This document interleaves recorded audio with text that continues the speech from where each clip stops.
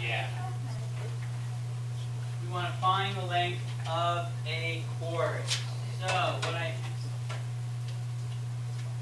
So here's what I got. You got me a circle. I don't know why that requires you to comment. So we have a circle, and we have two chords on that circle, RS and PR. And we want to know, given the information that we see, what is the length of this? Okay, one of the things, so basically what you're going to do is just list, or at least start looking at what do we know and what can we figure out.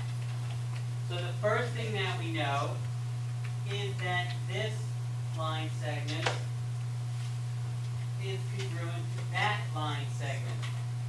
How do we know that? Because the problem tells us. Lovely when it does that. So we're also told that PQ is 12.5. That means if PQ is 12.5, then QR is also 12.5. So that's statement number one. Statement number two is that if PQ, that PQ plus QR is equal to CR. So each of the two little segments combined makes the big segment. Step number three, since we know this is 12.5, we know this is 12.5, therefore we know the whole thing is 25. We know that PR is 25. Step number four, POR and O unknown point. I don't know why the book doesn't give us a name for this point, but we know that they are congruent, or they're equal, because they tell us they're equal, they're both 9.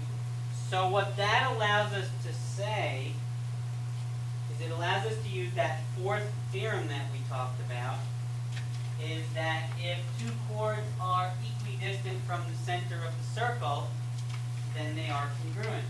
So since this one is 9 and this is 9, it means that these two chords are the same distance from the center of the circle. Therefore, the two chords are congruent. Therefore, since this one is 25, PR, it means that RS is also 25. Now, it seems like a lot of work to get to that conclusion, but it's really not. If you just read, and if you're doing this on your own, you're not going to have to necessarily list all the steps. You can simply look at the problem, write down what's important, and then come to a conclusion. Okay? All right, we're not going to practice this because I think it's pretty basic stuff. I hope.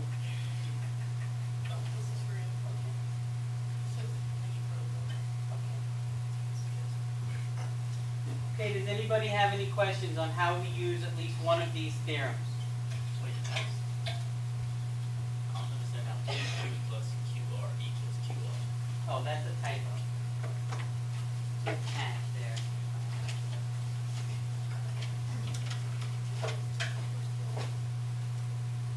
Very good. Somebody's paying attention.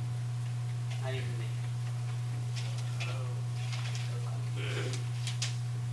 Okay, does anybody have any other questions?